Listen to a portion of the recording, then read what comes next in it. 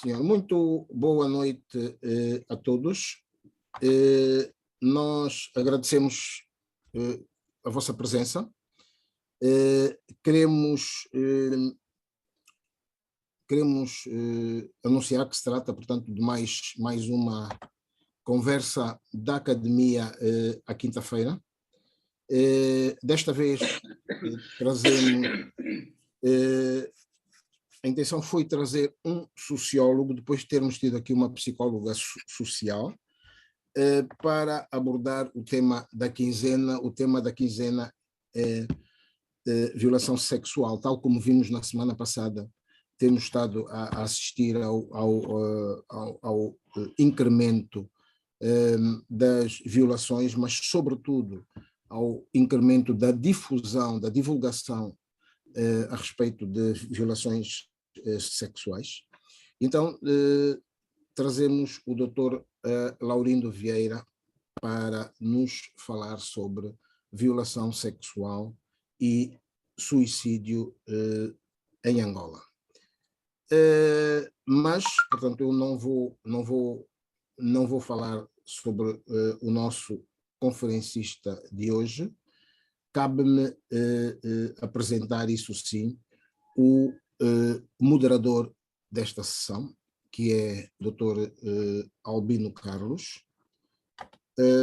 O Dr. Albino Carlos é jornalista, portanto é conhecido nas lides jornalísticas, também é escritor e docente na Faculdade de Ciências Sociais da Universidade Agostinho Neto.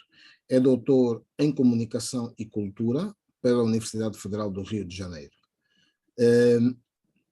Portanto, fez o seu doutoramento depois da graduação em Ciências da Comunicação pela Universidade Nova de Lisboa. O Dr. Albino Carlos é membro da União de Escritores Angolanos e também membro da Academia Angolana de Letras, e é nessa qualidade que vai moderar a nossa conferência de hoje. Portanto, eu passo a palavra ao Dr. Albino Carlos, que vai dirigir os trabalhos a partir de agora. Muito obrigado, Dr. Paulo de Carvalho. Mais uma vez agradecer a gentileza do convite para moderar esta sessão sobre a violação sexual. Na semana passada falamos na perspectiva do agressor, hoje vamos falar sobre violação sexual e o suicídio em Angola. Para enquadrar, para dar-nos subsídios valiosos relativamente a esta problemática, vamos ter a presença do Dr. Laurindo Vieira, a quem eu tenho a gentileza de apresentar, dar algumas notas sobre o seu vastíssimo currículo vitae.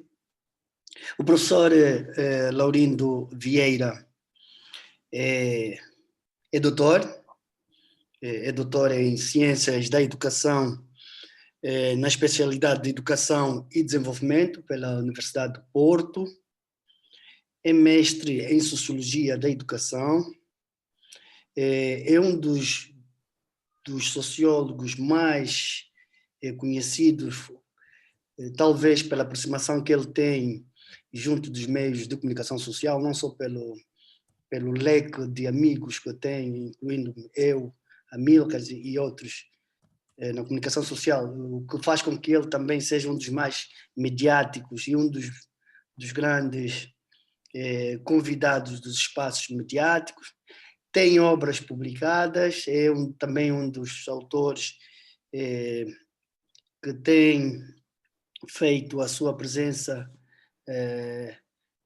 constante na edição, não só de livros da sua autoria, mas livros em que envolve outros autores. Dentre os livros podemos destacar os discursos sobre a crise de valores em Angola, em 2016.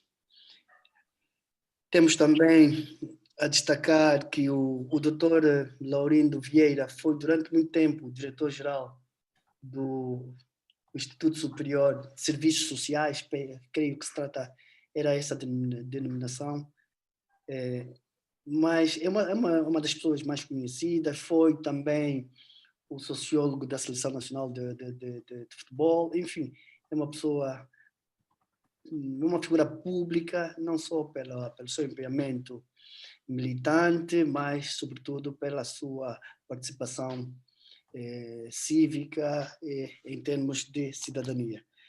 É com ele que nós vamos falar. Doutor, tem a palavra para fazer ouvir os seus juízos de valores, para fazer ouvir as suas razões relativamente à problemática da violação sexual e suicídio, conforme o Dr. Paulo de Carvalho disse, que tem sofrido grandes acréscimos, tem sofrido grandes incrementos, não só na sua divulgação, mas consta que tem aumentado mesmo o número de violações sexuais na nossa sociedade. É uma questão que já preocupa. Dr. Laurindo Vieira, faz favor. Muito obrigado, professor Albino Carlos, meu qualidade moderador, e agradecer a gentileza das palavras que me dirigiu. Os meus cumprimentos são extensivos ao professor, o professor Paulo de Carvalho, pessoa a quem muito admiro, pela sua capacidade intelectual, um dos grandes professores da nossa praça e, para mim, o maior sociólogo também da nossa praça. Muito obrigado pelo convite que me foi formulado. Eu vou falar sobre violação sexual e suicídio em Angola. E devo dizer que vou abordar este tema mais numa perspectiva sociológica. Vou procurar abordar este tema numa perspectiva sociológica e também devo confessar que não vou entrar no conceito de violação sexual. Por respeito aos nossos internautas, por respeito a todos os presentes, penso que é um conceito extremamente abordado e todo mundo tem um conceito, tem uma visão sobre o conceito. E eu vou procurar buscar algumas teorias sociológicas para compreender o fenómeno de violação sexual em Angola. Alguns elementos estatísticos, embora eu não os vá apresentar aqui, mas de alguma consulta que eu terei feito, não só a nível dos meios de comunicação social, mas fundamentalmente nos serviços de investigação criminal, que é aquele órgão que tem muitas referências sobre esta matéria, são unânimes em acrescentar que nos últimos tempos aumentou significativamente este fenómeno negativo que é a violação sexual, e depois falaremos também sobre o aumento ou incremento do suicídio. Tem-se dito em sociologia que a compreensão de um dado problema social não reside necessariamente na sua repetição. Embora a repetição seja necessária, mas o que me interessa aqui e o que nos interessa talvez seja a compreensão causal da existência de um determinado fenómeno. Porquê o incremento, o porquê da existência destes determinados fenómenos. E é com base nesta causalidade do problema da violência sexual em Angola, socorrendo, tal como já disse, de algumas perspectivas sociológicas que nós vamos abordar. É comum diariamente ouvirmos, quer na comunicação social, quer nas redes sociais, leituras, quer na conversa diária,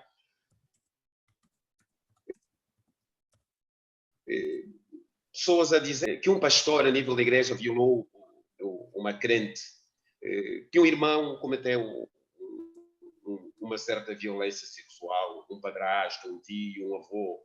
E estes problemas todos, como é evidente, preocupam qualquer sociedade. E a questão que aqui se levanta, a questão que nos preocupa é a seguinte: o que é que se passa, finalmente, com o indivíduo, numa primeira dinâmica, numa primeira perspectiva? O que é que se passa com os angolanos? O que é que se passa com os indivíduos? O segundo, será um problema da sociedade ou será um problema meramente do indivíduo? Porque também é verdade que, se pensarmos que o problema das violações sexuais ocorrem unicamente em Angola, estaríamos a cometer um erro de análise. É um fenómeno transversal, mas deve preocupar-nos pela forma como a frequência com que nós temos estado a ouvir e a acompanhar este tipo de fenómeno. Então, numa primeira abordagem em torno das grandes teorias explicativas sobre este fenómeno, podemos situar a chamada crise da estrutura social. Há uma crise da estrutura social. E o Peter Berger, que é um grande sociólogo, nos vai dizer que quando numa sociedade ocorrem frequentes crises, como é o caso da nossa sociedade, e essas crises enquadram-se na subjetividade ou na inter-relação subjetiva de sentido, e de modo a que estes problemas se tornem num problema social ou num fenômeno social, não devemos procurar as causas no sujeito em si. Segundo Berger, as causas devem ser encontradas na estrutura da sociedade. As causas estão na estrutura social. E aqui temos que recuar também sociologicamente para secundarmos, em primeiro lugar, o conceito de estrutura social. Se o Berger nos vai dizer que, a um dado momento, os problemas da sociedade, quando ultrapassam o chamado índice da normalidade, não devemos procurar as causas no indivíduo, mas sim na estrutura da sociedade. Então, no âmbito da sociologia moderna, quando nós falamos da estrutura social, estamos a falar de grandes instituições como a família. Estamos a falar da família, estamos a falar da escola, estamos a falar da própria lei, das instituições jurídicas, das instituições económicas, mas também de outras instituições que compõem a sociedade. E, em linhas muito gerais, no caso específico de Angola, se nos centrarmos a nossa análise na estrutura da sociedade, temos que reconhecer que algumas destas sociedades passaram a viver uma determinada crise. E vamos compreender que estas instituições, a um dado momento, têm dificuldade de criar influências positivas, no sentido de regularem e moldarem o comportamento social do indivíduo. Então, estamos aqui diante de uma crise moral, estamos aqui diante de uma crise ética que envolve a sociedade e vai ter repercussões na forma do comportamento do indivíduo. E aqui temos que nos centrar no segundo aspecto, que é a crise da moral e da ética, que é a nossa segunda área de abordagem para compreendermos a questão da violência em Angola. Porque a questão em Angola, em Luanda em particular, mas é um fenómeno transversal a todo o país. Porque a questão que se levanta é a seguinte: quando uma sociedade, quando as instituições estão em crise, numa crise ética, numa crise moral, como é que o indivíduo age diante destas situações? Como é que o cidadão vive? E a resposta, mesmo não sendo simples, e até num certo sentido, uma resposta complexa, nos vai dizer que quando uma sociedade começa a viver uma crise de intersubjetividade no campo da moral, no campo da ética, as formas de vida de cada indivíduo vão construir-se diante de um sistema de valores muito pessoal. Ou seja, os indivíduos vivem ao sabor dos seus interesses ou inclinações individuais. E quando nós falamos aqui que esta situação resulta do sistema de valores que cada um constrói, dos seus interesses, das suas inclinações, temos que aceitar e compreender que a satisfação do prazer é uma inclinação natural do ser humano, chamada teoria do hedonismo. Todos procuramos o prazer. Aliás, vários especialistas têm dito que se quiser matar um homem, uma mulher, retira-se-lhe a capacidade de sentir desejos. Estamos a falar aqui dos desejos de forma geral, de forma genética. Mas também é necessário aqui reconhecermos que a capacidade de ter desejos, embora natural, ela tem que ser mediada por construções sociais. E uma destas construções sociais, um destes grandes valores, é chamada temperança. Ou seja, a temperança não é mais do que a capacidade do ser humano de impor a si mesmo limites sobre os seus prazeres e desejos. Toda a sociedade constrói-se no limiar máximo e no limiar mínimo de determinados comportamentos. Então, a temperança é aquela categoria ética e moral que nos vai dizer que nem tudo é admissível eu devo satisfazer os meus desejos no âmbito do limiar mínimo e não necessariamente no âmbito do limiar máximo. Isto e umas mensagens que a minha internet está em baixa. Então, continuando, é aquilo que nós chamamos de temperança como o regulador dos comportamentos sociais dos desejos. Quando numa sociedade, quando os indivíduos não têm temperança, para eles tudo é admissível, tudo é possível. Aliás, nós temos um conceito na nossa sociedade, o conceito do normal. É um conceito que foge à dimensão socioantropológica, porque para muitas pessoas tudo o que acontece na sociedade, de bem e de mal, é normal. É normal. Até as violações sexuais, muitas vezes, são entendidas como um comportamento normal. Isto vai demonstrar, em certo sentido, a crise moral e ética que se vive individualmente. Então, quando o indivíduo vive com base nos seus interesses, nas suas inclinações individuais, este indivíduo começa a viver uma vida desprovida de sentidos. E que sentidos são esses? O sentido do bem e do mal, da ética e da moral, do útil e do inútil. Para ele, tudo enquadra-se na mesma perspectiva. E vamos sentir aqui que os padrões de conduta destes indivíduos perdem a sua previsibilidade. O indivíduo não é capaz de prever que este meu comportamento vai influenciar negativamente os outros. Este meu comportamento poderá ser punido pela sociedade. Esta previsibilidade do comportamento está ausente do indivíduo. E o indivíduo começa a deambular por um espaço social na direção do vazio. Porque este sentido que ele deseja imprimir à sua ação entra em contradição com o sentido de vida que os outros têm.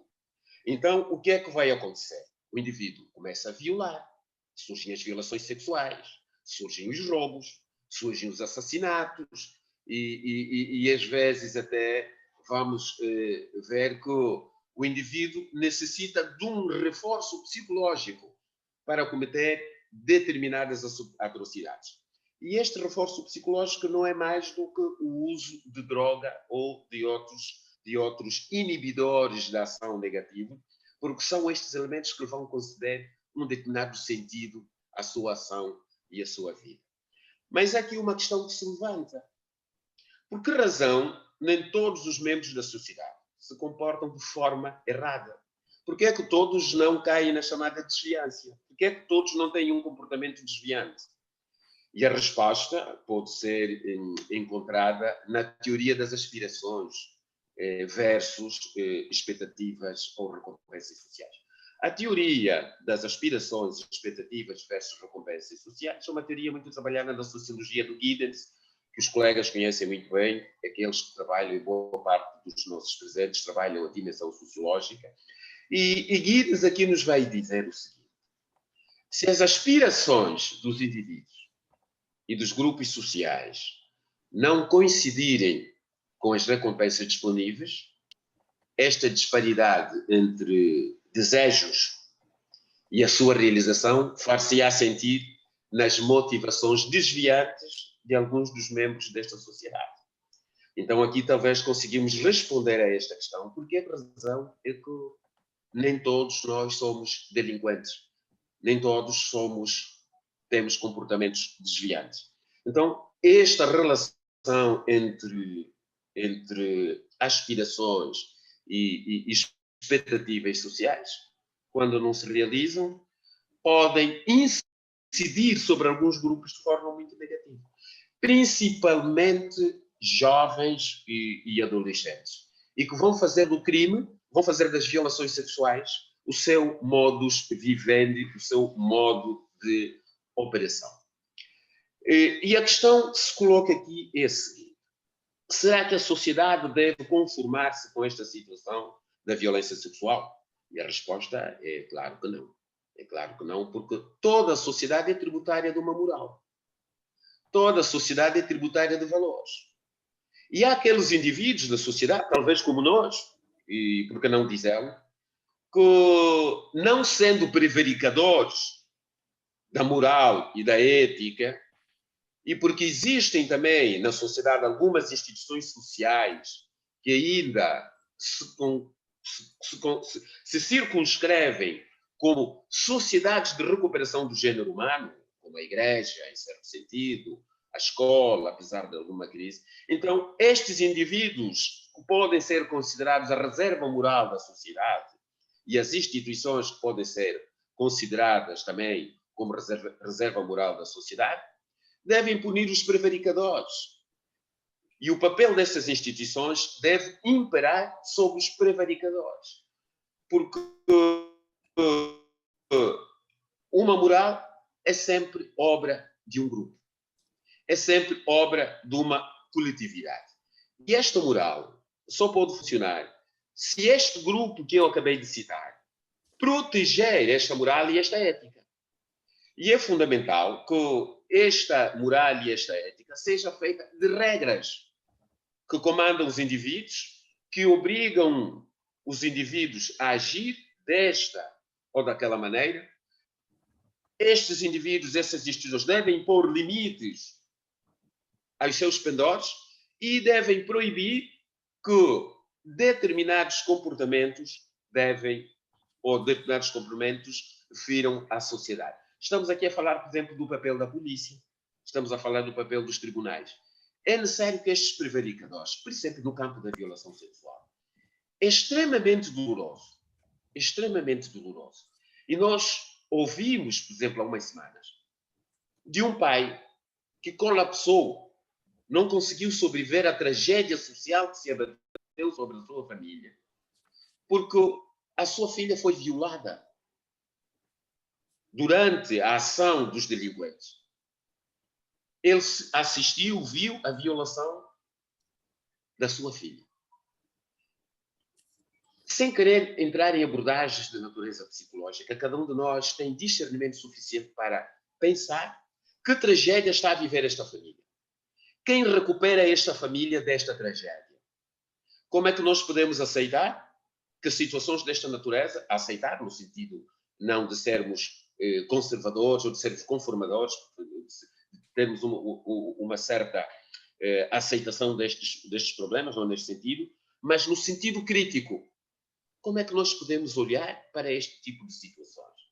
Como é que nós podemos, por exemplo, perceber que, ainda fora da violação sexual, que uma mãe queime a sua filha porque simplesmente esta pediu que a mãe lhe dê comida? Como é que podemos aceitar que um pai viole sistematicamente a sua filha desde os 5 aos 9 anos? Então, se nós olharmos para estes elementos e situarmos a análise sociológica dentro das questões de natureza social, então vamos encontrar que, em determinado momento, a sociedade tem um conjunto de responsabilidades no sentido de não só de punir, mas de recuperar estas pessoas, do ponto de vista psicológico, mas também de não permitir que estas situações aconteçam. Por isso, estamos a falar de questões da nossa cultura, dos nossos usos, da lei, do papel protetor da polícia. Em linhas muito gerais, eu preferia depois que no debate nós desenvolvéssemos essas questões. Quando nós abordamos aqui algumas teorias explicativas sobre a violação sexual e de outros crimes da sociedade angolana, centrada no papel da sociedade, podemos também abordar algumas teorias centradas no indivíduo, se for o caso. E vamos olhar sucintamente para as questões de natureza, não apenas aquelas que se enquadram na sociedade, mas aquelas que se enquadram no indivíduo. E aqui temos que encontrar duas categorias fundamentais: o caráter e a personalidade do indivíduo. Alguns aspectos que já foram semana passada. Hoje a psicologia moderna nos vai dar para nós compreendermos determinados comportamentos. E o caráter do indivíduo deve ser analisado em duas grandes categorias. E estas categorias são a autodiretividade, que é fundamental, e a cooperação. Centremos-nos rapidamente na autodiretividade. A autodiretividade é a capacidade que o indivíduo tem de se reconhecer a si próprio como um ser útil à sociedade. Possibilita o indivíduo tomar a perspectiva do outro. A autodiretividade possibilita e faz com que o indivíduo não encare o outro como algo a bater, mas com alguém com o qual pode estabelecer relações de empatia e simpatia para que a vida no contexto social se torne mais fácil de ser vivida. E a baixa autodiretividade, que é uma das características muito comuns em algumas pessoas, vai demonstrar que um indivíduo com uma baixa autodiretividade não respeita as leis, não respeita as normas sociais. É um indivíduo que procura o prazer pelo prazer.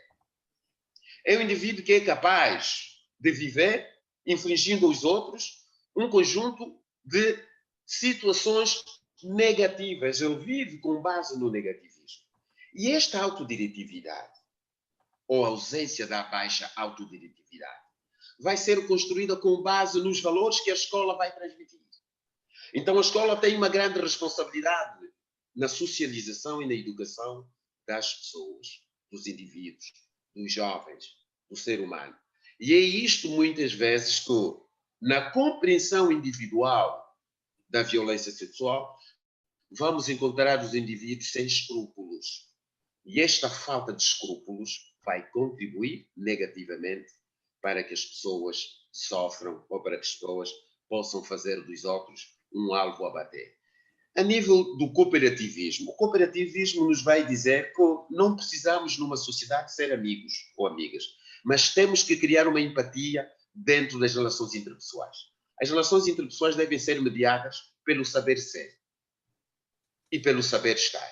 Então, indivíduos com baixo nível de autocooperativismo são indivíduos egoístas, são indivíduos que preocupam-se mais consigo mesmos.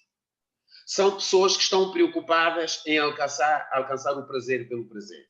Não desenvolveram um sistema de valores de forma tão consistente ao ponto de olharem para os outros como indivíduos que não têm sentido, que a sua vida não tem sentido. Só a vida dos prevaricadores é que tem sentido. Então,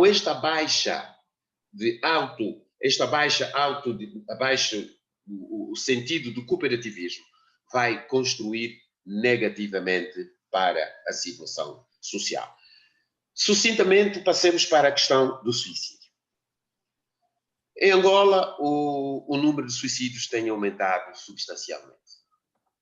E esta situação, segundo algumas fontes, começaram a agudizar-se a partir de 2013 e 2014. Algumas referências, alguns dados que nos foram fornecidos a nível de serviços criminais apontam mesmo, por exemplo, que entre 2014 até 2019, cerca de 2.500 pessoas suicidaram-se em Angola, com maior incidência para a situação em Luanda. E esta situação começa a agudizar-se a partir de 2014. Em 2021, também alguns dados nos vão dizer que no período de 6 meses, o país já tinha registrado cerca de 50, 70 casos de suicídios. Durante um mês, num só mês, tivemos casos de 50, 60 suicídios. E estes são dados também dos serviços de investigação criminal. E alguns dados estatísticos a nível do Ministério da Saúde em Angola já começam a apontar que o suicídio é uma das principais causas de morte, já começa a situar-se como uma das principais causas de morte no contexto angolano, e é de extrema preocupação porque começa a ser um caso de saúde pública. A nível dos dados estatísticos a nível da Organização Mundial da Saúde, também vão apontar que cerca de 64% da população mundial que se suicida sofre de alguma depressão ou de algum transtorno mental. A diferença, vamos encontrar então causas diversas. Bem, aqui é necessário olharmos para o seguinte: normalmente, quando ouvimos que alguém se suicidou, surgem sempre várias interrogações. O que é que levou o indivíduo a suicidar-se? Por que é que ele meteu fim à sua vida? E há outros questionamentos. Nós vimos a ver nas redes sociais mas a vida é tão boa, vale a pena viver, por que suicidar-se, por que matar-se? É verdade que estas inquietações preocupam-nos e são reais. Recentemente, uma minha estudante defendeu uma tese de mestrado sobre os suicídios em Angola, e ela incidiu muito a questão da autópsia psicológica, que nós, na verdade, ainda não trabalhamos muito em Angola. Mas a autópsia psicológica tem uma importância fundamental, não só para compreendermos os suicídios, mas também para podermos prevenir os suicídios. E a autópsia psicológica é um trabalho de rastreio que vai desde a data da morte do indivíduo a toda a sua vida anterior ao suicídio, para compreendermos que sinais é que o indivíduo foi deixando, porque quem se suicida deixa sinais, vai dando pistas, como todos nós temos conhecimento. O que acontece é que muitas vezes nós não temos capacidade de ler esses pedidos de socorro que as vítimas vão deixando, porque muitas vezes as pessoas dizem: qualquer dia eu vou suicidar-me, e nós respondemos de forma irónica: está calado, a vida é tão boa, tu sabes, tu vais-te suicidar quando? Deixa lá disso. Estes são prenúncios, como todos nós temos conhecimento, são pequenas pistas que nós devemos levar muito a sério. Então, do ponto de vista da autópsia psicológica, nós temos estado a verificar que é necessário seguirmos o rastreio do suicida para percebermos o que é que o levou a suicidar-se, no sentido de podermos, então, criar medidas profiláticas sobre esta situação. Mas centremos-nos mais no contexto angular, sobre as causas reais que têm estado a acontecer e que levam ao suicídio. Alguns dados nos vão dizer que há uma incapacidade de lidar com os constrangimentos sociais de vida. É um dos fatores. E aqui, nos constrangimentos sociais de vida, vamos encontrar diversas variáveis. Os problemas familiares, a separação conjugal. Porque é necessário perceber, por detrás de cada ação, ou por detrás de cada uma das tragédias da nossa vida, há sempre uma biografia pessoal. Nem todos temos a mesma capacidade de resiliência. Nem todos temos a mesma capacidade de reagir aos problemas sociais. Então, também temos visto que há suicídios que derivam de dívidas contraídas. O indivíduo sente uma pressão porque não consegue depois pagar a dívida e chega a uma fase que põe fim à sua vida. Então, as dívidas também são uma variável a ter em conta nas causas do suicídio. O desemprego, os desajustes sociais, são outras variáveis que também, no contexto angolano, estão muito viradas para a questão dos suicídios. Mas há aqui uma questão que é muito pouco falada, que é a fábula imaginária.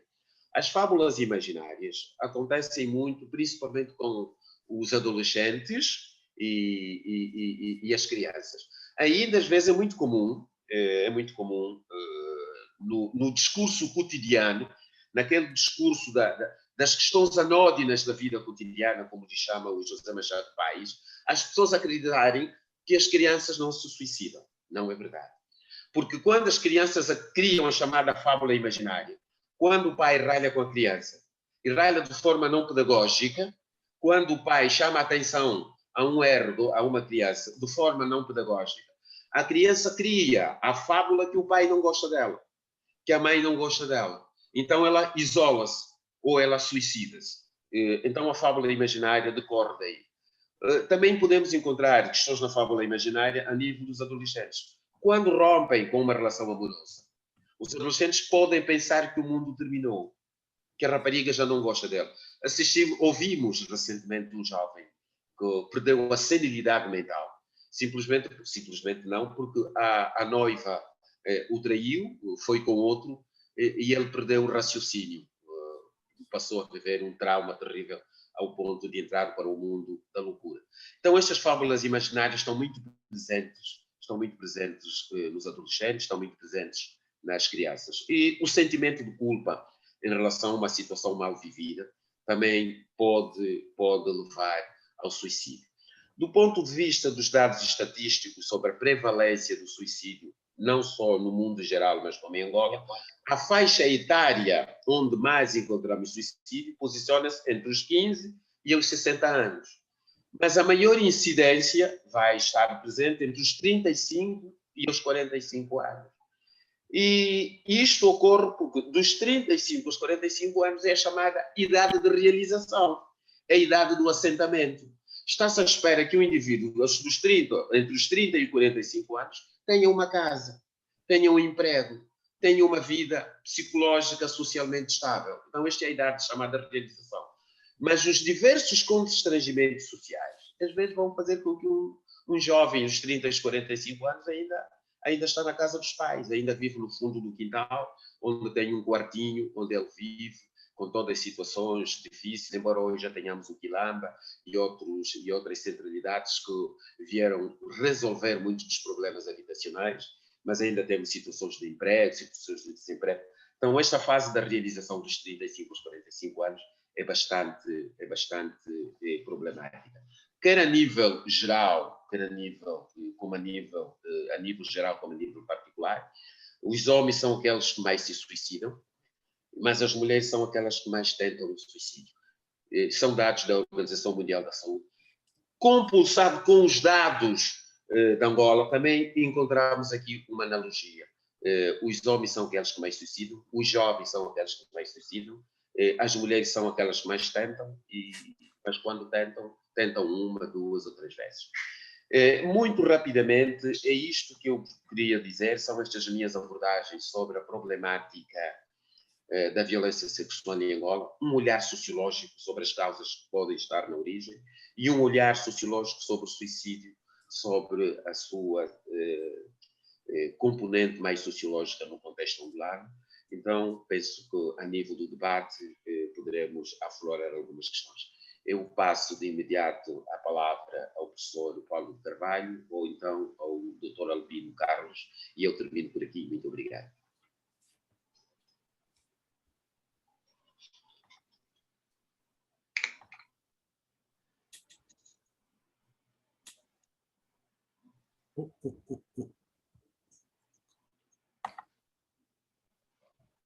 Doutor Paulo, está-me a ouvir? Sim, estou aqui a pedir para... Ok. Você está. Já está, sim. Tinha o som desativado. Muito obrigado, Dr. Laurindo. Obrigado pela sua intervenção, que nos permitiu perceber esses dois fenômenos, sobretudo pelo facto de ter incidido a sua análise na crise de valores e na crise das instituições relativamente a estas duas situações. Eu daria a palavra agora aos participantes, antes disso, peço perdão porque não cumprimentei a todos os participantes, e reiterar então os cumprimentos e sejam todos bem-vindos. Mas antes de dar a palavra aos ilustres participantes, eu gostaria de fazer três perguntas ou três comentários que eu gostaria que o Dr. Laurindo abordasse na sua intervenção. Primeiro, a semana passada, nós tivemos aqui esta abordagem sobre a violação sexual e foi-nos definido aqui o que é o crime sexual e tivemos a conclusão de que a tipologia de crime sexual era tão vasta que era difícil definir a sua fronteira e sobretudo pelo avanço de uma certa classe conservadorista, de uma certa tendência moralista, quer dizer, já não se sabia onde é que começava a violação sexual e onde é que terminava essa violação sexual, até porque o mais simples elogio, o olhar uma mulher, enfim, era logo tipificada como violação sexual. Então, eu gostaria de ouvir o Dr. Laurindo relativamente a essa situação, sobretudo enquadrando nas questões culturais, porque a questão de violação sexual ou a tipologia do crime de violação sexual versus os nossos hábitos e costumes, sobretudo nós aqui, angolanos e africanos. Até que ponto é que esta tipologia até que ponto é que as nossas a nossa realidade cultural, até que ponto é que os nossos hábitos e costumes não podem configurar crimes de violação sexual. Outra questão que eu gostaria que o doutor Laurindo abordasse era sobre, não sei se era possível caracterizar os crimes dominantes, os crimes de violação sexuais que são dominantes na nossa sociedade.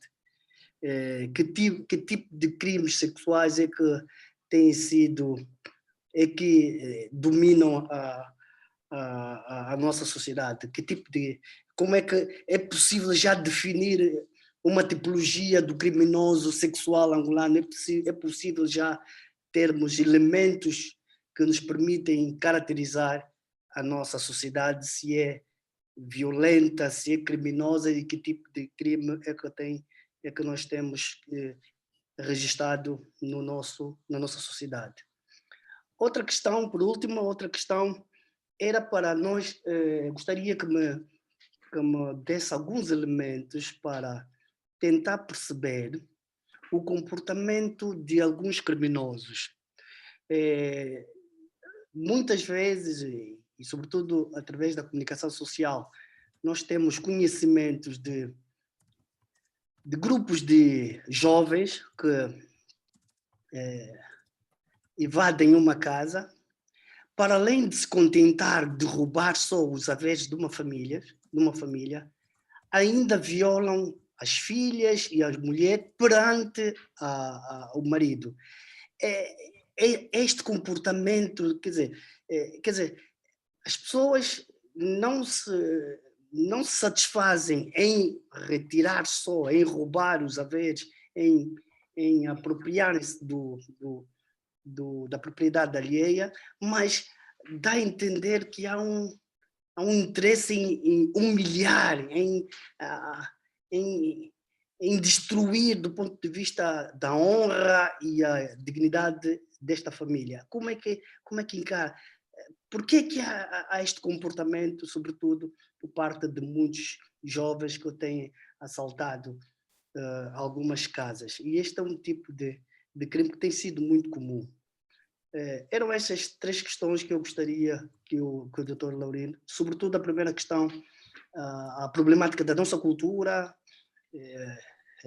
como é que encara o piropo, como é que encara o elogio, como é que encara a forma como nós vimos a mulher, a relação humana, as nossas relações humanas, tendo em conta até os nossos hábitos e costumes, e essa tipologia elástica do crime sexual versus as nossas questões culturais. Abro então o debate à Assembleia. Quem quiser... Há uma inscrição.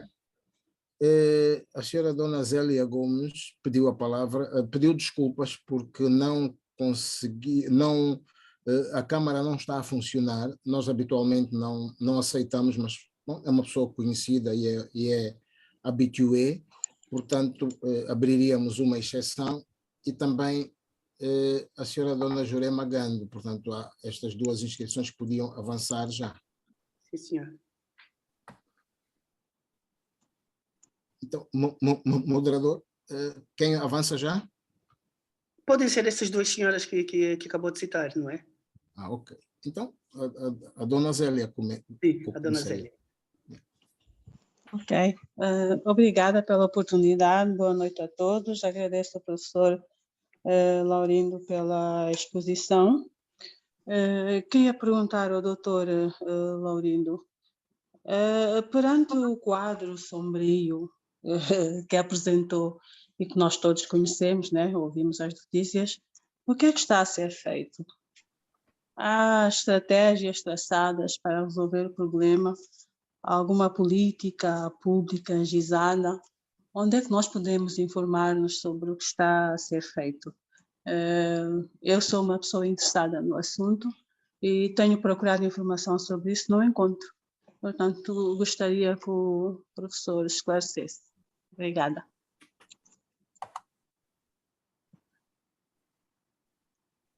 Pode ser a outra senhora também. Sim. Boa tarde a todos. Pronto, doutor Laurindo, foi um prazer muito grande ouvi-lo, mas gostei muito de ouvir, é super esclarecedora a sua apresentação, foi super esclarecedora.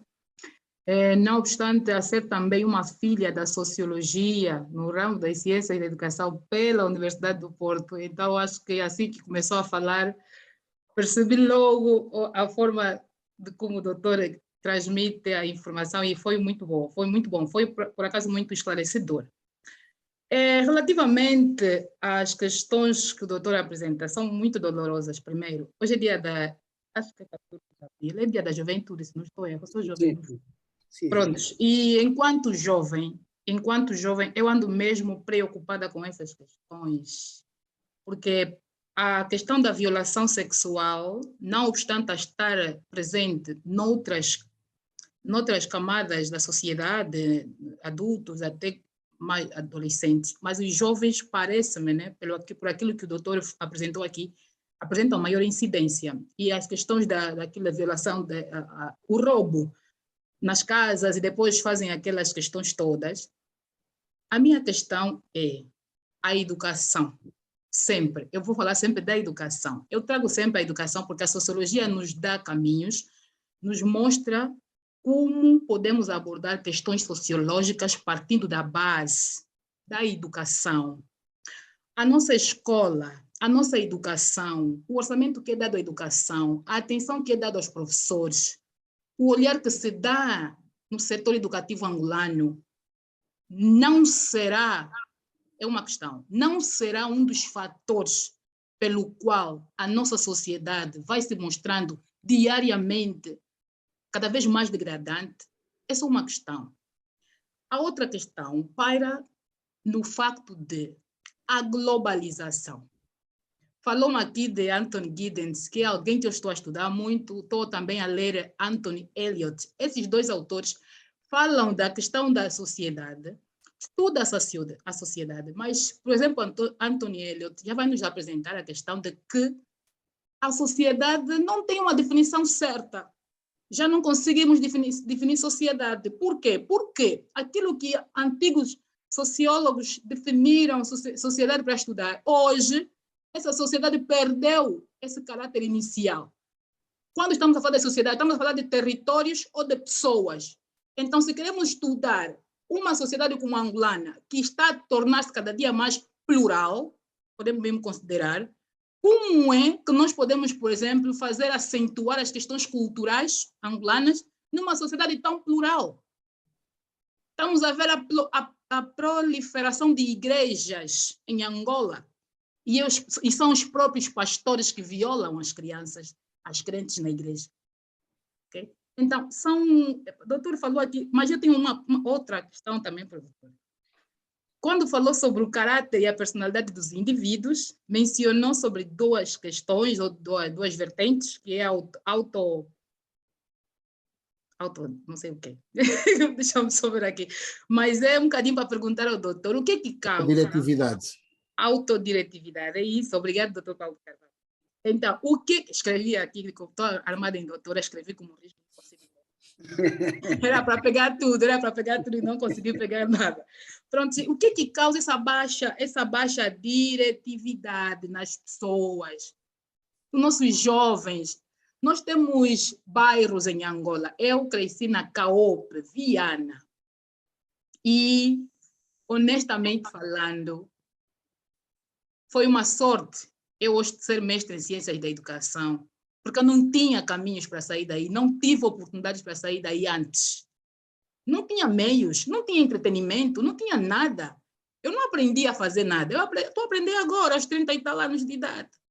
Mas porque saí do bairro, porque se continuasse no bairro, os meus amigos estão lá e continuam. Uns são delinquentes, outros são bêbados de demate à noite, mulheres com filhos, cada um com seu pai, aquele hábito mesmo do bairro. Eu, quando vou para o bairro, até fico com medo de ir para lá, de ser assaltada. E já minhas origens começam a desafastar daquilo que, como é que o Pierre Bourdieu vai chamar os hábitos, não é? Já não consigo voltar para a minha origem cultural, já não consigo voltar para o bairro, porque já não tem lá pessoa que me reconhece, eu já não faço parte daquele espaço. Mas por que que isso é assim? Por que que tem que ser assim? Por quê? A nossa sociedade é tão bonita, o nosso continente é tão bonito, nós somos muito jovens, com muita força, e eu acho que os estudos sociológicos, sim, o doutor também falou muito de estudar as causas, estudarem as causas, por que que essa sociedade está a transformar desta maneira? Por que está a ficar tão violento viver em Luanda? Por que que os jovens não... Por que que não se pode falar de jovens em outra perspectiva? Mas a incidência de jovens só está na violência, no crime, no roubo. Por que estão a roubar tanto? Por que estão a violar? Por que não se ver as causas? O que está a causar essa baixa diretividade? Doutora Laurindo, muito obrigada. Chega. Mau hábito da Jurema. Eu penso que podemos ouvir mais um participante e o doutor responder esta bateria de perguntas. Sim, a doutora Catarina Nunda tem de ligar o vídeo para podermos...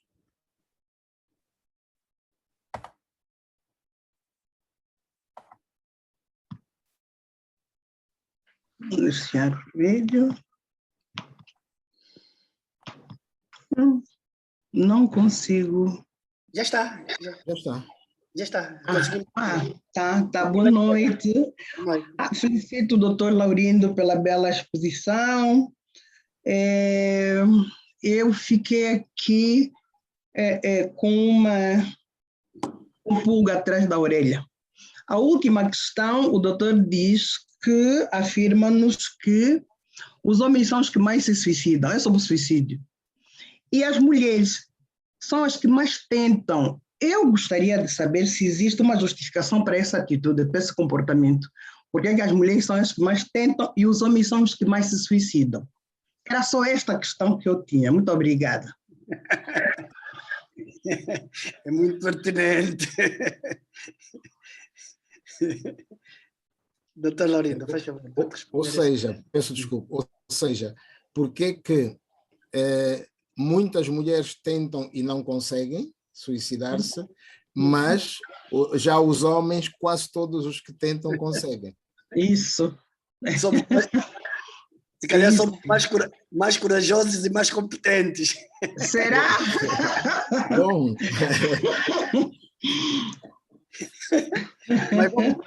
Mas vamos deixar que o doutor Laurindo responda essas questões.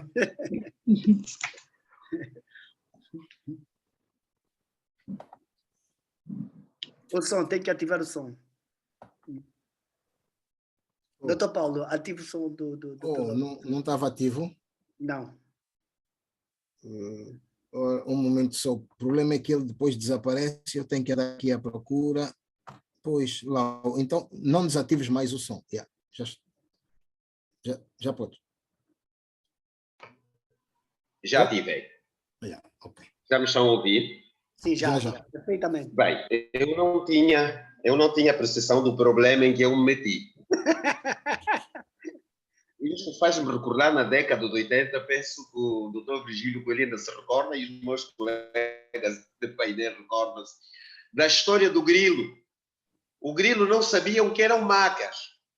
E a quem é que ele foi perguntar o que é macas? Ao malandro do macaco. Foi perguntar ao macaco o que eram macas. O macaco disse, amigo, quer saber o que são macas, são problemas? É simples. É só produzir cerveja e convida todos os animais da selva, mas só dei cerveja, sem comida. E o grilo assim fez. Produziu cerveja, todos beberam, mas não havia comida. A um dado momento, todos estavam com fome. Bem, o leão disse, a esta hora caçar já é difícil, esta hiena vai servir-me de refeição. A raposa foi também, pensou lá consigo, bem, esta hora, depois desta bebida toda, não, este galo aqui tem que ser varrido, como se diz na gíria. E assim foi. Aquilo foi terrível, cada um acabou por matar a sua presa e no dia seguinte lá estava a família dos assassinados, dos devorados, a pedirem contas ao grilo. E o grilo diz, meu Deus, em que macas é que eu me meti? Quando eu vim para aqui para a academia, não sabia que havia de encontrar aqui grandes patas. Mas vamos tentar dar resposta Porque, na verdade, tem-se dito que quase todos temos conhecimento da pergunta que fazemos. Às vezes só queremos confirmar se é aquilo que nós pensamos ou se estávamos mais para a direita ou mais para a esquerda em relação a determinadas situações. Doutor e meu amigo e meu colega Bino Carlos, as suas questões, crime sexual, tipologia do crime sexual, é difícil, na verdade, de definir, mas também não é tão difícil como se pensa, apesar dos aspectos culturais. Porque aqui a questão da violência, vamos olhar não para a tipologia dos crimes, mas vamos olhar para a dimensão praxeológica, a dimensão prática. O que é uma violação sexual? Uma violação sexual ocorre quando o indivíduo, independentemente do sexo, força o outro a manter relações sexuais que se consumam com a penetração contra a vontade de outro. Aí estamos perante uma violação sexual. E este conceito é tributário também daquilo que acontece em casa. Quer dizer, que os nossos parceiros, se não estiverem predispostos a manter uma relação sexual, e nós forçarmos, estamos diante de uma violência sexual. Mas será que esta violação sexual é tributária, é semelhante àquela que ocorre quando o indivíduo assalta uma casa e viola alguém? É evidente que não. É evidente que não. Então, sempre que nós tipificarmos que há um indivíduo que mantém relações sexuais com outro, contra a vontade, estamos diante de um crime, estamos diante de uma violação sexual. Agora, é evidente que hoje em dia, não só a sociologia, mas também em outras áreas, estão com um grande dilema na definição de vários conceitos. Porque muitas vezes os limiares dos conceitos estão tão enquadrados dentro de uma determinada perspectiva que nós já não conhecemos onde é que começa a violação e onde é que termina. Onde é que começa o assédio sexual e onde é que termina. Por exemplo, vamos para a questão do abuso sexual a menores, que é uma questão extremamente complicada. Quando é que nós estamos diante de um abuso sexual? Quando, por exemplo, o avô pega a neta e põe no colo e vai sentindo ereção e a neta não dá por ela, ou não dá por esta situação, nós estamos diante de um abuso sexual. Mas como é que a neta vai dizer que o avô, eu senti um membro do avô a roçar-me as minhas partes genitais? Se for no meio social, cultural, mais rural, ainda vão dizer que essa miúda é bruxa. Está a acusar o avô de estar a fazer coisas que o avô nem sequer pensou. E o avô até vai dizer, já viu essas miúdas? Já viu essas crianças? Então, os aspectos culturais, muitas vezes, acabam por enfermar ou acabam por condicionar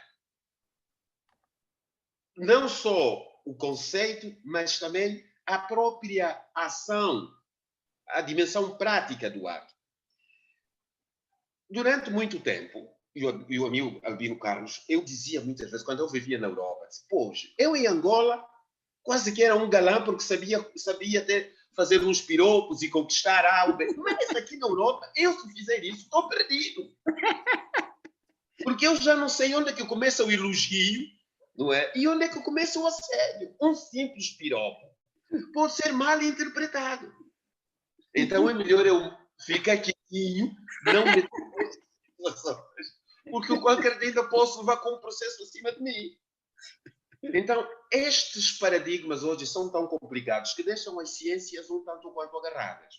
Mas isso não implica dizer que nós não possamos reconstituir e recontextualizar novos conceitos em função da tipologia dos crimes, em função do nosso comportamento social. Crimes sexuais que dominam a nossa sociedade. Se nós quisermos aqui construir uma tipologia dos crimes sexuais que mais violam, que mais ocorrem na nossa sociedade, temos que reconhecer que os crimes, no âmbito da violação sexual, a consumação forçada do ato é um dos crimes que mais acontece. E se nós quisermos criar uma caracterização do violador nato, E isso é extremamente complicado. Por exemplo, é muito mais fácil criarmos uma tipologia dos abusadores sexuais de menores, os chamados pedófilos. São indivíduos que pretensamente gostam de crianças, são bem falantes, apresentam uma preocupação com o desenvolvimento psicoemocional das crianças, são aqueles que na comunidade mais se prestam a determinados serviços, e são esses os prevaricadores, são estes que apresentam este tipo de características de violadores, de abusadores, que cometem o abuso e a violação contra crianças. Bem, também aqui temos que reprimir que são variáveis, e não vamos agora pegar nestas variáveis depois, porque senão vamos começar a atribuir esta característica a muitos bem-falantes, a pessoas que se preocupam com a sociedade, e isto pode ser um erro. Mas pelo menos, do ponto de vista psicológico, estas são algumas características que estão muito comuns a nível da tipologia dos violadores, dos abusadores sexuais. A nível dos violadores sexuais, a tipologia porque a violação sexual em Angola está muito ligada a outros crimes. Há variáveis que acasalam. Por exemplo, é um pouco na pergunta que foi feita ainda relativamente ao doutor Albino Carlos. Como é que se compreende que abusadores sexuais que vão para uma casa, para além de roubarem a botija de gás, para além... Sim, porque os nossos gatunos, os nossos ladrões adoram botijas de gás. Mas o maior problema, às vezes, não é de quem rouba, é também de quem compra. Porque se os nossos compradores deixarem de comprarem este tipo de objetos que vêm não sei de onde, pode ser que os gatunos, quando romperem a nossa casa, acabam por... Aqueles gatunos europeus, não é? Aqueles gatunos que nós víamos, entravam pela casa dentro, abriam o frigorífico, procuravam ouro, não encontravam ouro, comiam assado, bebiam a cerveja e iam-se embora. Porque se levassem o televisor, ninguém compraria o televisor. E, aliás, até a polícia havia de perguntar onde é que você veio com esta televisão. Mas voltamos à questão. Como é que estes prevaricadores, estes predadores, entram por uma casa dentro, roubam o que têm que roubar, ainda violam. Aqui há muitas respostas para estas situações. Porque quando nós falávamos dos reforços psicológicos que as pessoas utilizam para cometerem estes crimes, um destes reforços é o uso da droga, o uso do álcool. E nós temos consciência que o álcool e a droga são agentes desinibidores. O indivíduo sente-se solto e está predisposto a fazer determinadas situações. Um outro aspecto deriva da psicopatia da ausência de afeto. Os nossos psicopatas não têm afeto pela vítima. Não têm consciência, mas não são doentes. Porque muitas vezes nós também, no campo da psicologia, gostamos de fazer diagnósticos junto da televisão e dizendo que são doentes. Não, eles têm consciência do que fazem. Por isso é que anulam a sua posição inicial, drogando-se ou bebendo, utilizando álcool, para terem forças psicológicas para cometerem este tipo de atrocidade. Então, eles têm consciência, eles preparam-se, há uma prévia preparação. Eles saem de casa preparados para isso. Em alguns casos, e disse muito bem, é mesmo uma situação de humilhação.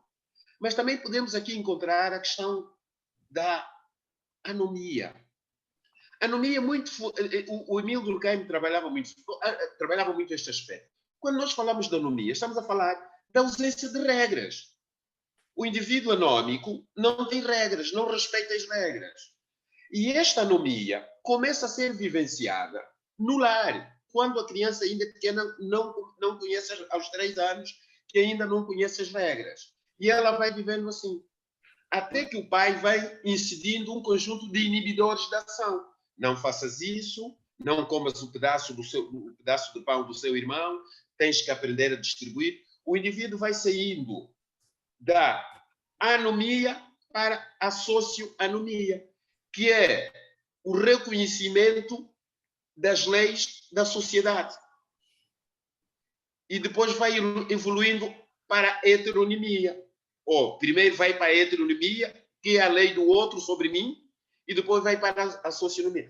Então, estas práticas em que muitos abusadores sexuais violam os indivíduos, ou não, violam as filhas diante dos pais, isso só pode ser definido na ausência da chamada psicopatia, da ausência de afeto, da inutilidade e da falta de sentido que o indivíduo atribui a si próprio e a falta de sentido que ele estabelece na relação com o outro. O outro, para ele, não vale nada. Não vale nada. Então, ele sente-se o herói. Ele busca o prazer a partir do sofrimento do outro. Este é um dos grandes problemas dos psicopatas. Temos que mudar esta situação, é evidente que temos. A doutora Zélia perguntava, perante o quadro sombrio, o que está a ser feito, políticas sociais. Eu tenho conversado muito com o Ministério da Família e da Reinserção Social, para ver o que é que nós estamos a fazer, como é que nós podemos mudar o quadro das famílias angolanas.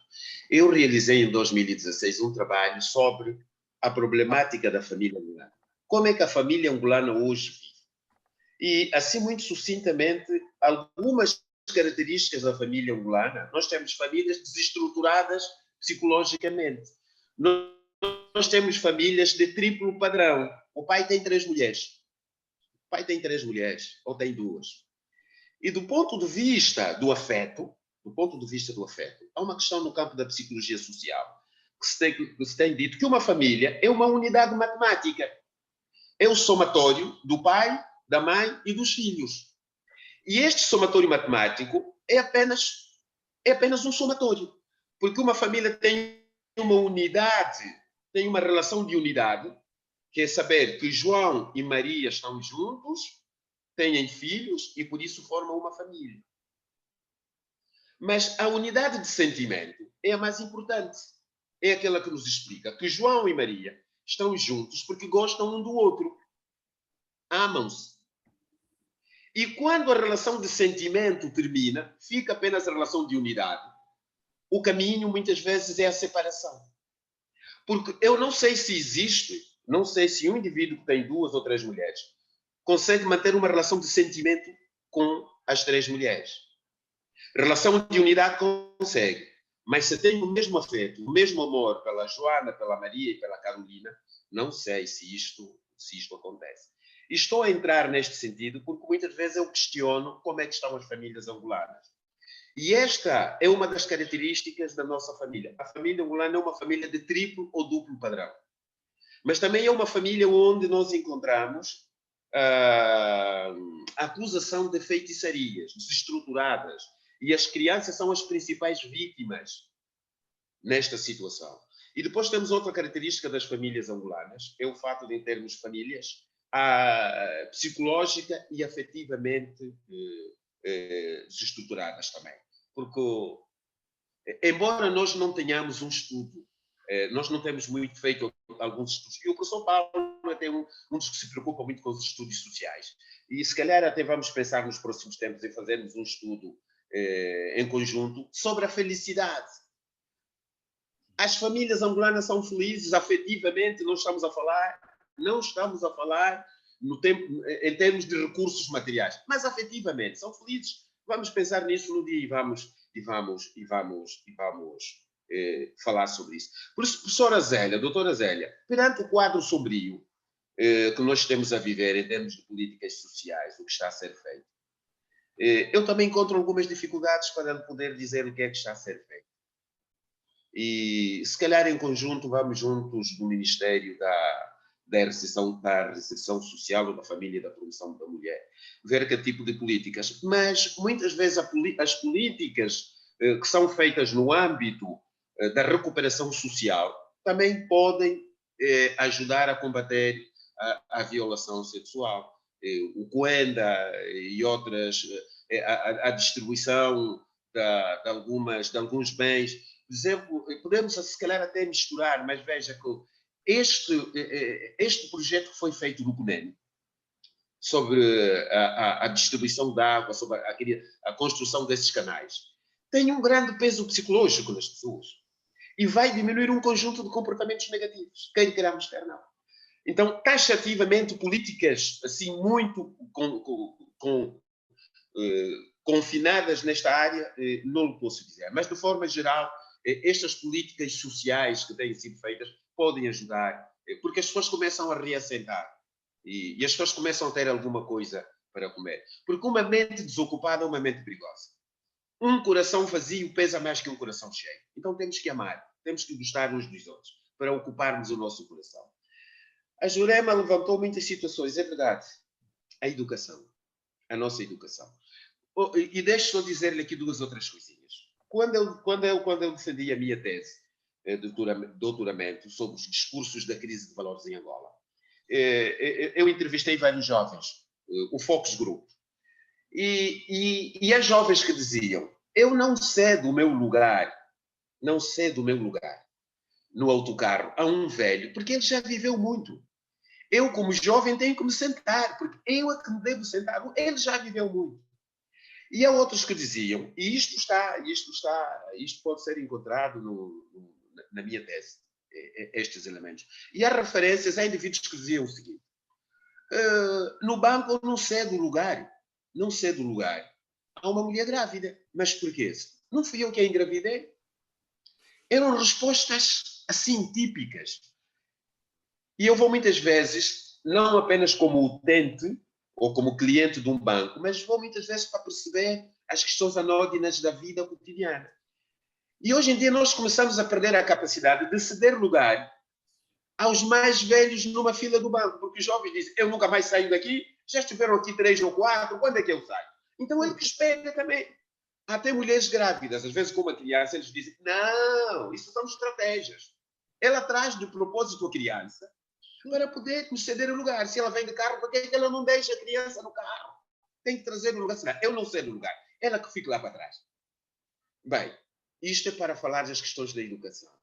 Sabe que o maior problema quando nós falamos da educação, a educação durante muito tempo, não só em Angola, como em outras realidades, inscreveu-se mais no paradigma instrutivo. Instruir. E não assentou no paradigma da educação propriamente dita. Quando, na minha tese de doutoramento, eu analiso a importância da cadeira ou da disciplina de educação moral e cívica e os valores que eu encontrei, ou os resultados que eu encontrei, foram preocupantes. A disciplina de educação moral e cívica está no nosso sistema educativo, está no nosso currículo. Ao passo que, enquanto a matemática tem 4 horas semanais, educação moral e cívica tem 2 horas semanais. Não existe formação propriamente dita de professores de educação moral e cívica. Quem é o professor de educação moral e cívica? É o professor de geografia ou de história que não foi enquadrado na sua área, que vai lecionar esta disciplina. Os estudantes se calhar não... é corrupto. Desculpa, e que se calhar é corrupto. Desculpa interromper. Não, por amor de Deus. E encontramos outra situação. O estudante, a avaliação do estudante é feita pela presença em sala de aula. O estudante não reprova. Não reprova. Ou seja, o que é que nós vamos encontrar? Uma desvalorização pedagógica do próprio professor e da própria disciplina. Numa sociedade em que nós temos problemas, e o Paulo fala muito sobre isso, o professor Paulo, até no discurso verbal nós temos tantos erros gramaticais, sem contar os meus que eu já cometi aqui, não liguem muito os meus, mas há tantos. Eu às vezes digo aos meus estudantes: como é que vocês, educadores da infância, vocês falam as crianças, os colegas, e não estamos a falar do discurso escrito, estamos a falar da oralidade. Então, quer dizer, nós temos que sentar e nos questionar que educação queremos, como é que nós podemos ajudar? Porque eu tenho dito também várias vezes, Nós não queremos tomar o lugar dos outros, como académicos intelectuais. Só queremos ajudar. Porque um dia nós seremos julgados pelo tribunal epistemológico porque construímos a nossa vida no silêncio das palavras. Temos que opinar, temos que falar. Globalização. Eu não sei se a globalização é um efeito positivo ou se é um efeito negativo. Boaventura já trabalhou tanto sobre estas coisas. Já trabalhou tanto sobre essas coisas. Já falou sobre os países globalizados, os países globalizantes. Mas também é bem verdade que nós já não podemos viver fora da globalização. Agora, a verdade é que nós temos que ser fortes no campo da globalização. Temos que ser fortes. Nós temos que saber impor a nossa cultura ao ínfimo pormenor. Eu passo muitas vezes, e quando posso, pelo Cacoaco, vou ao Cacoaco e passo pela Vidro, e às vezes o que é que eu vejo? Até do ponto de vista da arquitetura, de algumas obras que foram construídas, e não tenho nada contra a contratação chinesa, mas uma só olha para a dimensão cultural da arquitetura, nós estamos aí perante mercados que foram construídos com base na arquitetura chinesa. Parecem templos de Shaolin. Nós temos que dizer não. Do ponto de vista da nossa cultura arquitetónica, ou somos da cultura manuelina, ou somos da cultura gótica, ou então temos que criar uma cultura nossa arquitetónica. Porque senão estamos a ser globalizados. Não estamos a ser vítimas da globalização. Então, numa situação plural como Angola, é extremamente difícil, às vezes, olharmos onde é que começa a globalização, onde é que termina. Mas também isso relativamente às nossas comunidades. As nossas comunidades. Porque quando nós vamos ao CUNEM, e o professor Albino Carlos estivemos juntos numa palestra, numa conferência no Lubango, promovida pelo Ministério da Ação Social e Promoção da Mulher. Eu comento muitas gafas em relação aos nomes, não considero muito estas questões. E nós fomos assistir e falámos sobre os SAN. Não sei se o doutor Albino recorda, falámos sobre os SAN. E os SAN são maltratados por quem? Aliás, o doutor Virgílio Coelho é uma destas referências a nível destas populações. Os SAN são colonizados, passo o termo, ou são maltratados por nós, os bantos, os não SAN. Então, quer dizer, queixamos-nos da globalização dos outros, mas nós também implicamos os outros, as nossas formas, os nossos sentidos de vida. Autodiretividade. Carl Rogers tem uma obra muito interessante. Aprenda a ser pessoa. Carl Rogers é um dos maiores diretivistas. A autodiretividade vai ensinar o indivíduo a ter uma determinada autonomia sobre si próprio. E eu vou só contar-vos uma passagem. Quando eu prestei assessoria psicológica, assessoria psicossocial aos atletas da nossa seleção, estou a cometer uma inconfidência, mas nos bastidores do desporto acontece muita coisa e podem ficar já com esta nota. Estávamos no Lubango a preparar a nossa campanha para o CAN. E na altura, quem era o nosso treinador? Hervé Renard. E nós fomos treinar e quando regressamos, simplesmente o dono do hotel disse: ou vocês pagam ou não entram e não têm acesso a nada, porque vocês já estão aqui há uma semana, ainda não pagaram nada, comem, bebem, dormem. Eu preciso de dinheiro para repor as coisinhas. E nós ficamos sentados lá fora durante muito tempo. Como o angolano paga sempre, não é? O Estado paga, demora, mas paga, e pagou. No mesmo dia pagou. E eu dizia, e por uma questão de ética, não vou dizer quem era o chefe da delegação, e eu dizia ao chefe da delegação: o Hervé Renard vai-se embora.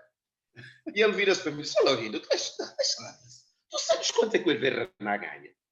O Hervé Renard está com um bom salário, está com $50 mil mês. Tu sabes o que é este valor? E ele disse: mas eu já olhei para o Hervé Renard. Ele é um diretivista. Ele é um diretivista. Ele não há de aceitar de bom ânimo estas situações que aqui estão a acontecer. Meus amigos, saímos do Lubango, pedi umas férias. Disse: vou passar férias. Foi. Até hoje nós estamos à espera do Hervé Renard. Foi embora, nunca mais regressou. E o que foi que aconteceu? Ele foi para a Zâmbia. Vocês recordam-se? Ele foi para a Zâmbia. Foi treinar a equipa da Zâmbia, ganhou o CAN e o prémio de jogo foram $50 mil. O que ele deixou aqui de ganhar a um mês foi ganhar, né, menos. Então, Jurema, a autodiretividade é a capacidade que o indivíduo tem de reconhecer-se a si próprio, de ser autônomo. Eu não necessito que o Paulo me diga, Lau, tu tens que fazer isso. Não, tu tens que fazer isto, aquilo. O Paulo só diz, faça isso e eu faço. Um exemplo de falta de autodiretividade. Quando nós saímos do Benfica em direção a Luanda, passamos pelo aeroporto e os automobilistas ocupam a faixa. Deixa reconfigurar o meu pensamento. Os automobilistas que viram para o aeroporto no sentido baixa ou outras direções também ocupam a faixa de quem vai para a Calemba. Quando um agente de trânsito, um agente regulador de trânsito, lá de longe nós olhamos que é um agente regulador de trânsito e rapidamente metemos na fila. Quando não é regulador de trânsito, vamos seguindo, não é? Depois contornamos e viramos. Com todos os problemas que nós arranjamos para aqueles que cumprem meticulosamente a fila. Isto é falta de autodiretividade. E é isto que falta a muitos jovens. A autodiretividade começa a ser construída na escola. Quando os professores dizem que você deve chegar cedo, a autodiretividade começa a construir-se nos nossos locais de trabalho. Quando a nossa secretária percebe que a ausência do chefe não é a ausência da secretária. O chefe foi em missão de serviço, mas a secretária, 8 horas, 9 horas, tem que estar lá. Quando a secretária diz, o meu chefe viajou, por isso posso chegar às 10, sem saber que este comportamento há de constranger outras pessoas, isto é falta de autodiretividade. Então, temos que apostar, porque a própria violação sexual também enquadra-se nesta ausência de autodiretividade. Já não volta para o bairro, é pena, Jurema, faça um esforço. Volta. Fale com os seus amigos. Porque muitas vezes os seus amigos poderão pensar que a Jurema criou um complexo de superioridade. Eu sei que é difícil, mas falo com eles. Há sempre alguma coisa a aprender. E como é socióloga, situando-nos na perspectiva da sociologia da vida cotidiana, vai perceber um conjunto de trivialidades que vão dar um reforço na sua compreensão sociológica sobre a vida. E um dia vai ligar para mim e vai dizer, professor Laurindo, fui ao bairro e aquilo que disse é verdade. Doutora Catarina Nunda, os homens são os que mais se suicidam. E há várias explicações sociológicas e psicológicas sobre isso. Porque veja que mesmo do ponto de vista biológico, os homens são aqueles que morrem, estatisticamente, os homens são aqueles que morrem, são os que mais morrem do que as mulheres. Ou, se nós queremos inverter, as mulheres vivem mais do que os homens. Porque os homens são muito sedentários, ao contrário das mulheres. Nós chegamos a casa, nosso copito do uísque, ler o último livro do Paulo de Carvalho, ou o último romance do Albino Carlos, enquanto as nossas esposas vão cuidar da sacola dos filhos, e elas naquele espaço caminham tanto que chegam a circular, só no espaço das 18 às 20 são capazes de fazer 10, 15 quilómetros, enquanto nós estamos aí sedentários. Isto é só uma parte. Agora, os homens também vivem os problemas sociais com maior dilema. As mulheres são mais fortes psicologicamente. Um homem, quando se separa de uma mulher, para ele a vida, se ele amar, para ele a vida acabou. Ele suicida-se. Psicologicamente, os homens são mais fracos. Está reconhecido. Eles suicidam-se. As mulheres dizem, não hei de arranjar outro, mas não me vou suicidar. Quando os homens têm um problema político, por exemplo, que nós temos visto no Japão, e talvez um problema cultural, a melhor forma deles sentirem e reporem a culpa é utilizando o suicídio.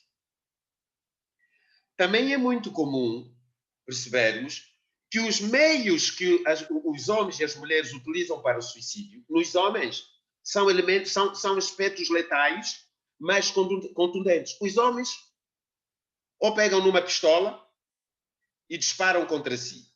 Boa parte dos estudos não mostram mulheres a pegarem armas para se suicidarem. Por isso é que os suicídios das mulheres falham. Às vezes vem buscar um pequeno, não digo um antídoto, mas às vezes buscam venenos contra as carraças, ou um outro, tomam, e não é eficaz. Então, o homem enforca-se, atira-se de um prédio abaixo. Os meios utilizados no suicídio são muito eficazes, porque quando um homem tenta um suicídio, consuma-se. As mulheres, às vezes, não se... Estas podem ser algumas das explicações e também as diferenças de personalidade. Laurindo, só a parte. A doutora Inocência Mata está a rir disto. Desculpa, não percebi. A doutora Inocência Mata está a rir disto. Mas no bom sentido ou no mau sentido? No bom sentido. Bem, eu penso que muito sucintamente, e não foi sucintamente, muito telegraficamente, estas podem ser algumas das respostas, podem ser, porque há outras mais fundamentadas, e todos nós as conhecemos. Estas são apenas as minhas respostas. Vocês também têm as vossas respostas sobre as questões expostas. E neste primeiro round de perguntas e respostas, uma vez mais, muito obrigado. A doutora Inocência Mata está-se a rir da incompetência das mulheres. E ainda bem que neste campo as mulheres demonstram uma incompetência. Sim, senhora, muito obrigado uma vez mais. Nós é que agradecemos. Vamos então, mais uma vez, ouvir mais participantes. Doutor Paulo. Bom, eu estou inscrito e, por enquanto, mais ninguém. Bom, então eu apresento já a minha questão, também já estamos quase no fim. Eu tinha duas preocupações para o amigo Laurindo Vieira. A primeira é uma questão que eu apresentei na semana passada já, que eu gostaria de introduzir aqui na discussão, que tem a ver com um tipo de violência que às vezes fica esquecido, que é a violência psicológica. Portanto, não é só a violência física que causa dolo, causa transtorno e dor, mas a violência psicológica, e mesmo no caso da violência doméstica, muitas vezes é sobretudo a violência psicológica que cria problemas bastante sérios. Depois, a segunda questão tem a ver com um áudio que eu recebi hoje. Peço desculpa, aqui o computador deu sinal de que está com pouca carga, é melhor ligar. E eu queria que ouvissem só alguns segundos. Um professor em Cabinda marcou encontro com uma estudante da 9ª classe de 14 anos num largo à noite, num local escuro. Quem foi responder à chamada foi a mãe. E aqui está o resultado. Sou tão escandalizada. Eu sei que a mãe é bem formada. Papá, você se quer me ver só agora escandalizada, me fala. Se você não se explicar o que é que te faz você essa hora ali, sair da tua casa, toda da merda que você vive, para vir aqui nesse largo no escuro, ligar uma menor de 14 anos, e eu não estou a entender qual é o assunto que você quer falar com ela. Me explica, então, você já quer o tal doutorado? Me explica só. Não é isso que eu estou a dizer, mãe. Então me explica, o que é que você quer aqui sentado falar com a minha filha? Me explica. Mamãe, eu estaria, até pela hora, não é a questão em causa. Ok, bom, era só para se ter noção do problema. Portanto, este professor, segundo a mãe diz, vai ter problemas, e aliás o áudio está a circular, ele está mais do que identificado, não é? E obviamente que chegou já às autoridades do Ministério da Educação, isso posso também assegurar. Portanto, este está identificado, mas há uma série de professores que têm este tipo de atitude, que se mantêm impunes porque as famílias, enfim, ou não se sentem com poder para combater esse tipo de comportamento, ou então as próprias crianças não os denunciam com receio de represálias. Portanto, eram estes dois aspectos que eu gostaria de sinalizar. Obrigado.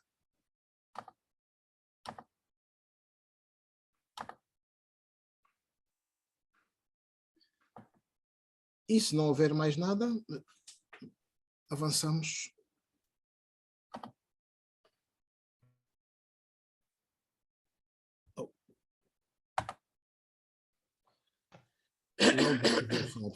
Sim, já está.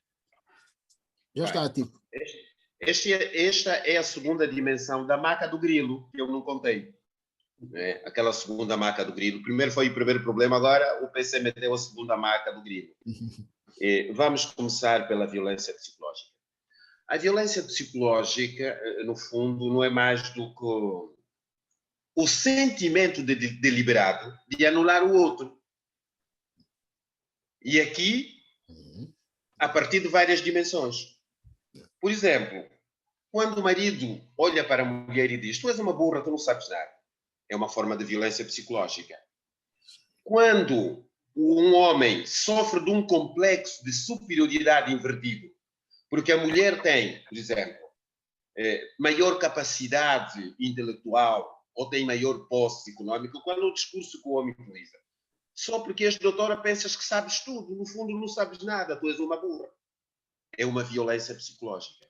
Até as questões do racismo têm uma grande componente de violência psicológica. E eu já vivi isso, e muitos nós já vivemos.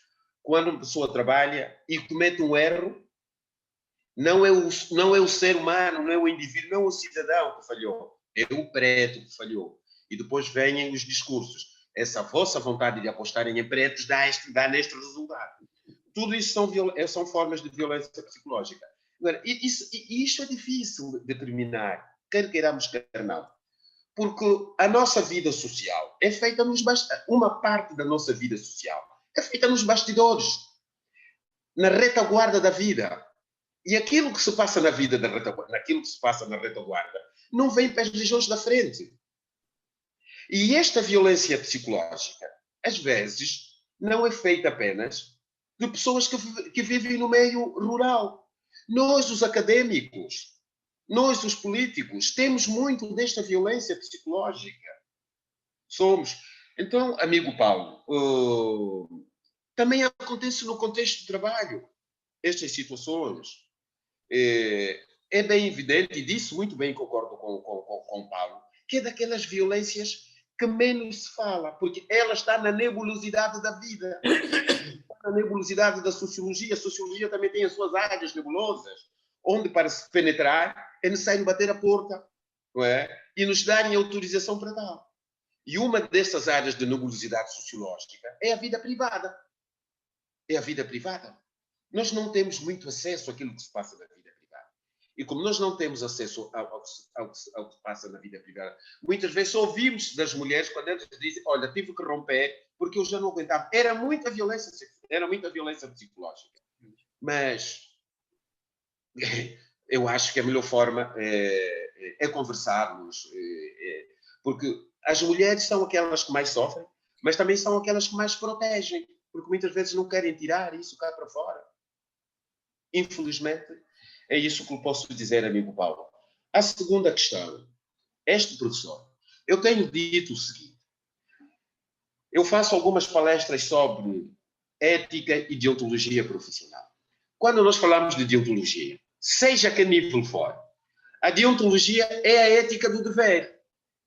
E nós, os professores, devemos ter ética. Mas não basta dizer isso. Dizer que nós devemos ter ética. Isto é muito vago. E por que é muito vale, amigo Paulo? Porque quando nós vamos a uma profissão, qualquer um de nós carrega consigo 2 malas. Ao contrário dos 7 sapatos do Maya Cool, perdão, do escritor moçambicano, esquece-me agora o nome. Mia Couto. Do Mia. Mia Couto. Eu tenho dito que nós levamos 2 malas quando vamos para qualquer profissão. E estas 2 malas têm apenas, ou estas malas são compostas por... A primeira mala é composta do nosso CV, o nosso saber fazer. E é isso que faz com que somos catapultados para este ou para aquele nível. Mas há uma outra mala onde está o saber ser. E nesta mala do saber ser está a ética, que não praticamos, está a inveja, que também existe nas nossas instituições e não falamos, estão as rivalidades, estão as cabalas que nós montamos aos nossos chefes, mas também aos nossos subordinados. Está tudo nesta mala. Estão as nossas vontades desmesuradas de querer chegar a determinados patamares sem olhar para os outros. E esta mala é a mala que este professor evidenciou. É muito mais forte. Porque no caso da violação sexual, ainda falando sobre estas questões, quando um pai viola uma filha, quando um professor quer envolver-se sexualmente com uma menor, nós estamos aqui perante 2 relações. A relação do prazer e a relação do sentimento. Estas 2 relações são fundamentais. Quando a relação do prazer é muito mais forte que a relação do sentimento, você olha para a filha do outro como mulher, só tem 14 anos. Mas olha para a sua filha, que tem 14 anos, porque com ela você estabelece uma relação de sentimento como uma criança. Mas a filha do vizinho, que só tem 14 anos, você já vê como mulher. Este é um dos grandes problemas. E este conceito é muito construído na biologia e na etologia do comportamento. Se o Paulo tiver um cão, se tiver um cachorro, ou se tiver um porco de estimação, o que é que vai acontecer? É um mero exemplo, não estamos a dizer que assim acontece. Se o Paulo morrer, o seu animal de estimação vai comê-lo. Vai comer o Paulo. Depois de 5 dias vai ter fome, vai comê-lo. Porque não tem uma relação de sentimento. Tem apenas uma relação de prazer, porque você que o alimenta. Faltou o alimento, ele vai comer. Se o porco morrer, o Paulo vai deitar. Por isso é que nós não comemos os nossos cães, mas comemos os cães do vizinho. Por outras palavras, quando nós perdemos a relação de sentimento, violamos a filha do vizinho, mas também violamos a nossa filha. Quando nós olhamos que a filha do vizinho é um alvo a bater porque a relação de sentimento é forte, ela torna-se mulher. Então, nesta situação, o professor falhou, não apenas do ponto de vista ético, mas do ponto de vista da construção da relação do prazer e da relação ética. Porque, só para terminar, eu gosto muito de tomar um exemplo seguinte. Se nós não formos seres culturais e sermos apenas seres biológicos, o que é que nós valemos? Absolutamente nada. Absolutamente nada. Porque do ponto de vista biológico, e desculpem este exemplo muito carregado, do ponto de vista biológico, qual é a barreira biológica que faz com que eu não me envolva com a minha filha? Não existe nenhuma barreira biológica. Até aquelas ideias que diziam que 2 irmãos que se envolvem podem ter filhos com alguma perturbação. A ciência já veio deitar esta teoria abaixo. Mas é os aspectos culturais que me dizem que eu não devo envolver-me com a mulher do meu amigo, que eu não devo dar em cima da mulher do meu amigo, porque eu sou um ser cultural. Se o professor não ser esse ser cultural, vamos ter estes problemas, porque esse professor, na verdade, o máximo que podemos fazer é bani-lo porque também não vale a pena dizermos que ele está doente psicologicamente. Não está doente. Ele tem consciência do que ele fez. Mas, uma vez mais, muito obrigado. Não sei se já esgotamos o número de perguntas ou o número de pessoas interessadas em participar. sim, também a esta hora Sim, sim. temos Eu penso que o doutor Laurindo satisfez todas as curiosidades, todas as expectativas e deu aqui subsídios mais do que suficiente para nós percebermos a dimensão do fenômeno de suicídio e o fenômeno da violação sexual. Eu penso que foi uma palestra bastante concorrida e, sobretudo, muito interessante do ponto de vista da sociologia e até, sobretudo, pelo facto de nós abordarmos as nossas questões, a contextualização. Eu, então, passo a palavra ao presidente da sessão, agradecendo mais uma vez o convite para moderar e agradecendo também e saudando a presença de todos, sobretudo pela forma como também acompanharam, não só pelas intervenções, mas pelas intervenções ao nível da escrita aqui do bate-papo. Dr. Paulo, mais uma vez, muito obrigado e penso que nós cumprimos com mais um dos objetivos da Academia Angolana de Letras. Muito obrigado. Boa noite a todos. Muito obrigado a todos também. Vou agradecer a presença de cada uma e cada um de vós em mais uma conversa da nossa academia à quinta-feira. Vou agradecer muito particularmente a presença do meu amigo Dr. Laurindo Vieira, apesar das suas ocupações, sobretudo estas últimas e agora mais ainda num dia de grande trabalho que teve, então, mas, portanto, como já tinha este compromisso, manteve-o, apesar, portanto, deste não programado, desta não programada atividade que teve do ponto de vista profissional no dia de hoje. Muito obrigado. Vou agradecer também ao nosso confrade, o Dr. Albino Carlos, pela presença, pela moderação, uma vez mais. E então vamos anunciar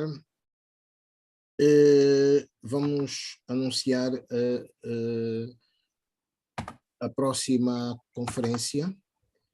Ora bem, na segunda quinzena deste mês teremos 2 conferências do domínio do âmbito da literatura. Vamos falar da vida e obra de 2 escritores, Luís Fernando, começando por Luís Fernando e passando depois para Maria Celestina Fernandes. Ora bem, portanto, na próxima semana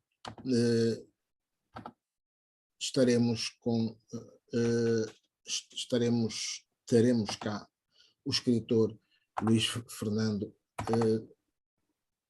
com moderação da nossa confreira Inocência Mata. Sim, senhor. Uma vez mais, então, muito obrigado pela presença e encontramos-nos, então, na próxima quinta-feira. Até lá. Muito obrigado. Boa Páscoa a todos. Boa Páscoa, sim. Boa Semana Santa.